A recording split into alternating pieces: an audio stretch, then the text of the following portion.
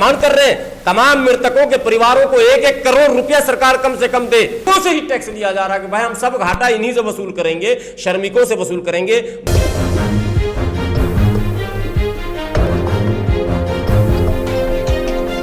नमस्कार, आप देख रहे हैं नेशनल इंडिया न्यूज और मैं हूं आपके साथ सद्दाम करीमी। हमसे पिछली पीढ़ी के सामने यही मंजर था, हमारे सामने भी यही है और आगे भी लगता है यही रहेगा।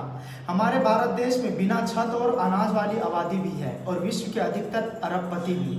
हमारी सरकारी राजनीतिक दल मजदूरी विरोधी है और इसको आसानी से समझा जा सकता है।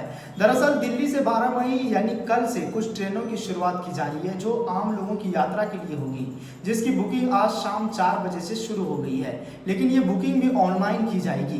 दिल्ली से चालू हुई रेलवे के तहत शुरुआती दौर में केवल 15 ट्रेनों को ही चलाया जाएगा जो राजधानी दिल्ली से ही चलेगी, लेकिन लाखों की संख्या में मजदूर दर-दर की ठोकरें खा रहा है, अव्यवस्था का शिकार बन रहा है। उन्हें घर भेजने के नाम पर जटिल प्रक्रियाओं का पालन करने के लिए मजबूर किया जा रहा है। जो मजदूर हिंदी में अपनी बातें ठीक से नहीं लिख सकते, उन्हें अंग्रेजी में एप्लीकेशन भरने के लिए कहा जा रहा है। जान बचाने की जुगत में इधर उधर भाग रहे मजदूरों को भोजन, पानी और सपोर्ट की जगह पुलिस के डंडे किसी कहर से कम नहीं है। जिनके पास एक बिस्किट का पैसा नहीं है, वो एसी का किराया कहां से दे पाएंगे? गरीबों और मजदूरों के खिलाफ खड़ा यह सिस्टम किस तरह से इंसानियत का खून और मानवता को शर्मसार कर रहा है। लेकिन बड़ा सवाल यह है कि जो लोग महानगर से जाएंगे उनके लिए राज्य सरकारें क्या इंतजाम किए हैं? क्या उन्हें क्वारंटाइन में रखा जाएगा? क्या उनकी जांच होगी? अगर जांच होती है तो सोने पर सुहागा। लेकिन इस मुद्दे पर हाफिज गुलाम सरवर ने क्या कुछ कहा है, वो जरा सुनते हैं, फिर आगे बढ़ेंगे। अपमान कर रहे हैं। तमाम मृतकों के परिवारों को 1-1 करोड़ रुपया सरकार कम से कम दे और उनके आश्रितों को नौकरी दे और सरकार कानून बनाए कि अब जो हो गया वो हो गया।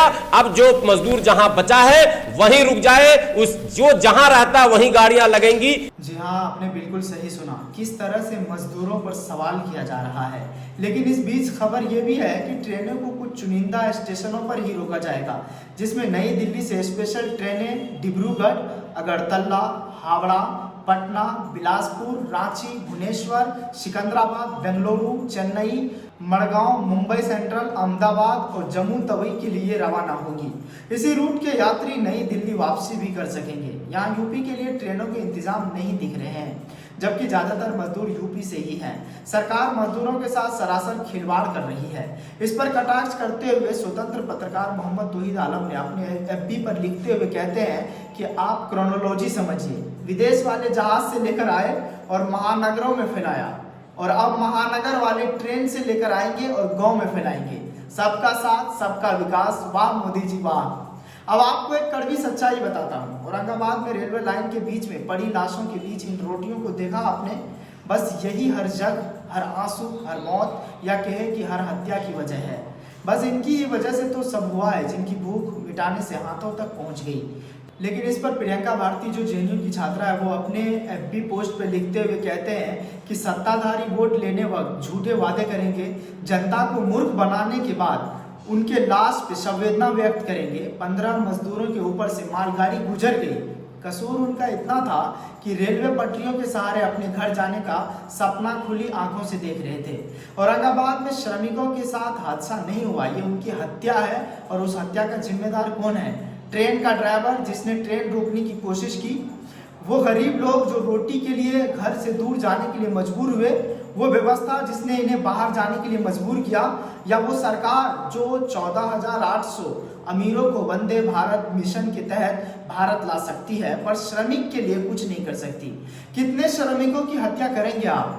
लेकिन दोबारा गुलाम सरवर ने क्या कुछ कहा है, वो जरा सुनते हैं। तो से ही टैक्स लिया जा रहा है कि भाई हम सब घाटा इन्हीं से वसूल करेंगे, श्रमिकों से वसूल करेंगे। भारत के श्रमिकों, भारत के मजदूरों, अब समय आ गया है धार्मिक भावनाओं से ऊपर उठकर, जातिगत भावनाओं से ऊपर उठकर, क्षेत्रीय भावनाओं से ऊपर उठकर, गोलबंद होकर मजबूती के साथ तुम्हें अपने अधिकार की लड़ाई लड़नी होगी। आप इस वक्त गुलाम सरवर को सुन रहे थे। उनका साफ तौर पर कहना है कि मजदूरों को घर पहुंचाना केंद्र सरकार की जिम्मेदारी थी। मैं तो यही कहूंगा कि जिस वक्त में भारत का मध्य वर्ग शायद समाज चिंतन करता, जनता और सरकार के संबंध के बारे में सोचता, अपने जीवन सिद्धांतों का अवलोकन करता, मनुष्य और समाज की आपसी निर्भरता का विश्लेषण करता, जब उसे समाज की कृतियों से नफरत हो सकती थी। जिस वक्त में वह इतना बेचैन हो सकता था कि इस समाज को बदल देना चाहता था, जिस वक्त उसे सरकार पर गुस्सा आ सकता था, उस वक्त भारत के आधुनिक आध्यात्मिक उद्योग जिसमें श्री से लेकर आसाराम, जग्गी वासुदेव, राम रहीम, रामपाल आदि शामिल है और सेल्फ हेल्प साहित्य ने भारत के मध्य वर्ग को खोखले दर्शन में डुबाकर बिल्कुल नकारा कर दिया। मिडिल क्लास लोगों के पास खाने कमाने के संघर्ष के अलावा जो भी ऊर्जा और समय था वो सब इस सस्तेपन में भस्म हो गया। इन्हें जमाने से उलझने और जूझने के लिए सच्चा गला फाड़ने की बजाय लंबी गहरी नकली सांसें लेने में लगा दिया। इन्हें समाज से तोड़कर मदहोश कर दिया। इस तरह के प्रशिक्षण के बाद भारत के मध्य वर्ग को इतना घटिया बना दिया कि रेल से कट गए मजदूरों के बारे में कहते हैं कि पटरी सोने के लिए होती है क्या। मौजूदा दौर में मुझे यह सबसे धूर्त और बर्बर प्रतिक्रिया लगती है। बहरहाल जिन्हें सत्ता से सवाल करना चाहिए वो मजदूरों को दोष दे रहे हैं। ये लोग कह रहे हैं कि किसने कहा मजदूरों को पटरी पे सोने के लिए।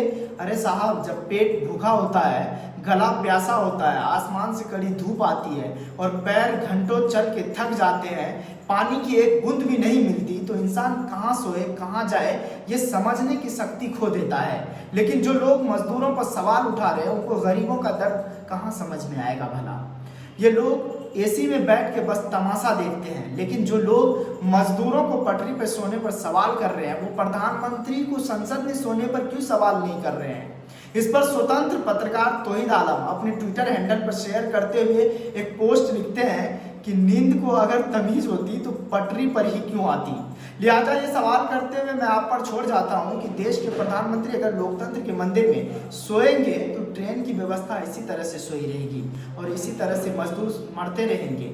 लेकिन दिलचस्प बात यह है कि कल जिस तरीके से रेल मंत्री पीयूष गोयल ने अपने ट्विटर हैंडल पर जारी किया था कि कल से 4 बजे से ट्रेनें जो है ट्रेन की सुविधा जारी हो जाएगी, लेकिन आज इस वक्त जो खबर आ रही है वो IRCTC के वेबसाइट जो है वो काम नहीं कर रही है और वहां पर लिख के आ रहा है कि असुविधा के लिए कैद है। तो इस तरह से क्या मजदूर अपने घर जा सकेंगे, ये बहुत बड़ा सवालिया निशान खड़ा हो रहा है। फिलहाल इस खबर में बस इतना ही। बाकी तमाम बड़ी खबरों के लिए देखते रहिए नेक्स्ट इंडिया न्यूज़। नमस्कार। चैनल को सब्सक्राइब नहीं किया है तो प्लीज़ सब्सक्राइब कीजिए और ताज़ा अपडेट पाने के लिए बेल आइकन को दबाना ना भूलें।